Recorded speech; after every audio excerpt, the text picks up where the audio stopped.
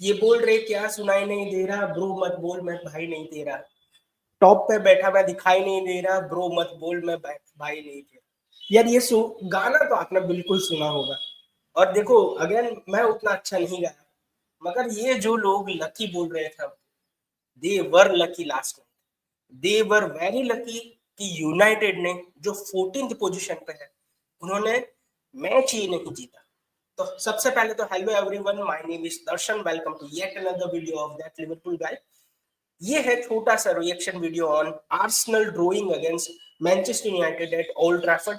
अगर आपको ऐसे वीडियो पसंद है तो do consider subscribing this channel. Start करते हैं आज का वीडियो। देखो बहुत ही सिंपल सी बात, आर्सेनल या फिर आर्सेनल के फैन अभी तो ऐसा नहीं बोल सकते कि यार हम ये नहीं है हमारे पास, वो नहीं है हमारे पास। इंजरी सबको सबको इंजरी होती है। अगर आर्सेनल की स्टार्टिंग लाइनअप देखो, गोलकीपर फर्स्ट चॉइस, उनकी बैकलाइन थी टिम्बर, गैब्रियल, उसके साथ सलीबा और कैलेफू। ये उनकी स्टार्टिंग बैकलाइन थी जो पूरे सीजन में फर्स्ट चॉइस ही रही। Midfield first choice midfield, Odegaard था, पार्टे था, डेक्लन राइस था। और अटैक में मैं मानूंगा कि इंजरीज वहां पे है अटैक में।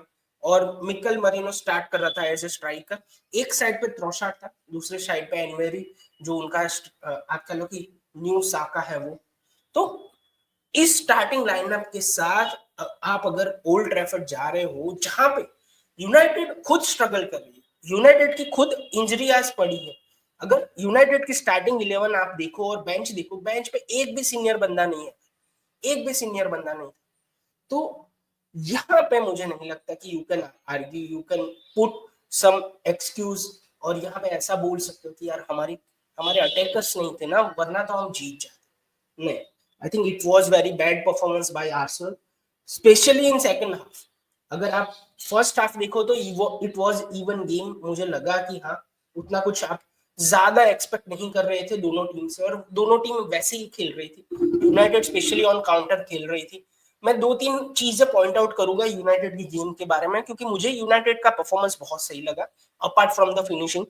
देखो जो ये उनका डिफेंसिव स्ट्रक्चर है बहुत सही है, 3 एट बैक और उसके आगे 5 लोग होते हैं, उसके आगे 2 अटैकर्स होते हैं। तो अभी भले ही आप कह लो कि क्वालिटी वाइज कुछ कुछ जगह पे आपको क्वेश्चन मार्क है, जैसे मिडफील्ड हो गया, एरिक्सन स्टार्ट कर रहा था, कैसेमीरो स्टार्ट कर रहा था, they don't have same legs as they used to have. तो यहाँ पे थोड़ा बिल्कुल कंट्रोल कम लग रहा था मिडफील्ड में।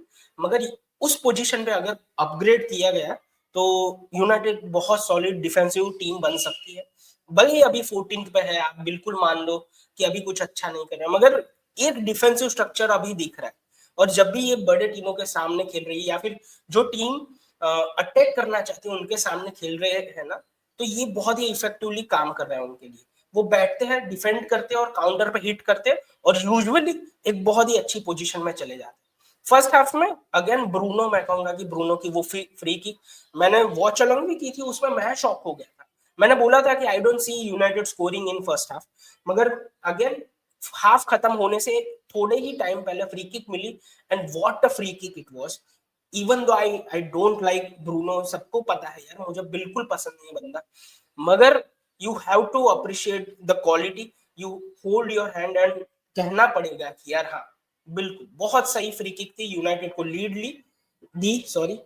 और सेकंड हाफ स्टार्ट होता है। सेकंड हाफ में देखो, मैं फर्स्ट हाफ में एक कमी मुझे लगती है यूनाइटेड की, और वो थी जर्क्सी को एक दो चांस मिले थे, मगर क्या कर रहा था बंदा, मतलब क्या ही मैं बोलूं। Even in second half Holland जब आया, आई थिंक यूनाइटेड का इशू है उनके अटैकर्स। गर्नाचो उतनी अच्छी फिनिशिंग नहीं, 2 चांस थे उसके पास। सेम मैं कह सकता हूँ हॉलैंड के बारे में, 2 चांस थे, बहुत ही बुरी फिनिशिंग यार। अगर सेम चीज डार्विन नुनेस करता तो ट्विटर पागल हो जाता। तो मुझे लगता है कि हॉलैंड और जर्क्सी बहुत ही बड़े माइनस पॉइंट है for Manchester United. Arsenal control में कभी कभी लगा, बॉल था उनके पास, मगर थ्रेटनिंग ज्यादा यूनाइटेड लगा।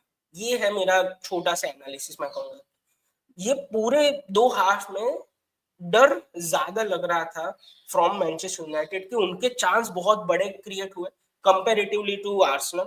आर्सेनल के उतने बड़े चांस क्रिएट नहीं हुए, उन्होंने एक बहुत बढ़िया सेव निकाला, वो मैं बिल्कुल मानूंगा, और उसके बाद डेक्लन राइस वाटर शॉट भाई और इक्वलाइज किया। मगर यहाँ पे फिर से मैं एक कंप्लेन करूंगा, आपने गोल मारा, इक्वलाइज किया, आप टाइटल रेस में हो, आपको विन की जरूरत है, आप जा रहे हो ये कामा कामा चुप करने लोगों को, मतलब क्या है भाई, बॉल लो और तुरंत फिर से गेम स्टार्ट करो।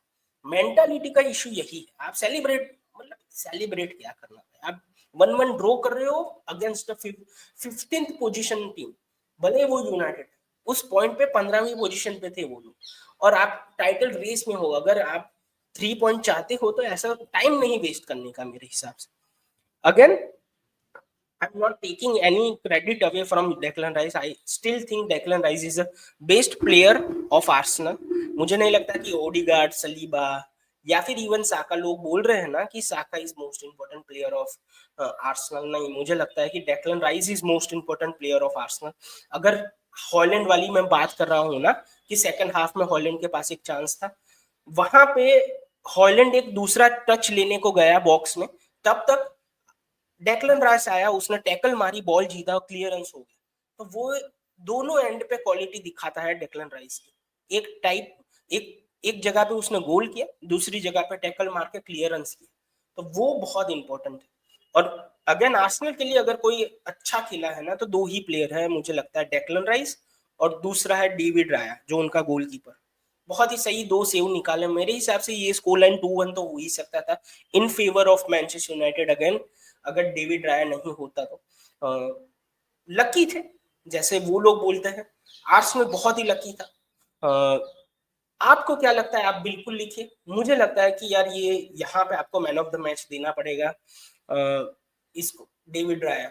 अगर डेविड राया ना होता तो आर्सेनल यहाँ पे हार रही होती, और ये जो अभी 15 पॉइंट का गैप है विद गेम इन हैंड, वो 15, तो अभी तो मुझे ऐसा लगता है कि Liverpool are very close, very close. आप कह लो कि भाई जो हम पहले, मैं बोलता था ना एक हाथ टाइटल पे है, वो टाइटल की जो रिबिन्स होती है ना वो रेड कलर की हो गई, मुझे ऐसा लगा, क्योंकि 15 पॉइंट एक एक गेम इन हैंड भले ही है आर्सेनल के पास, मगर again this is Arsenal, I don't feel the pressure, I don't feel the threat from this Arsenal side. मुझे लगता है कि आर्टेटा या फिर ये टीम वो मेंटालिटी लैक कर रही है।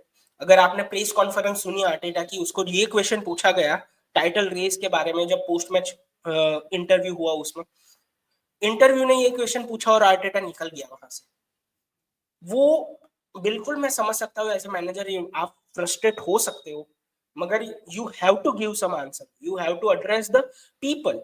क्योंकि क्या है ना कि आप बिल्कुल अनोय हो गए हो, आप निकल रहे हो, मगर आपके फैंस भी है ना, आर्टेटा के फैन, आर्सेनल के फैन सुनना चाहते हैं कि उनका लीडर क्या बोल रहा है, उनका मैनेजर क्या बोल रहा है। आप बिल्कुल कुछ भी बोले बगैर गुस्से में निकल जा रहे हो। आई थिंक अगेन यही तो दिक्कत है, मुझे मुझे ऐसा लगता है। Again I can be totally wrong, आपको क्या लगता है बिल्कुल लिखिए।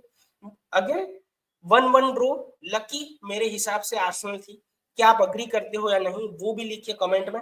और अगर अभी तक आपने सब्सक्राइब नहीं किया तो please hit the subscribe button, 3500 करीब है हम, तो फटाफट से सब्सक्राइब करो, शेयर करो अपने दोस्तों के साथ। मिलते हैं नेक्स्ट वीडियो में, तब तक के लिए गुड बाय, टेक केयर।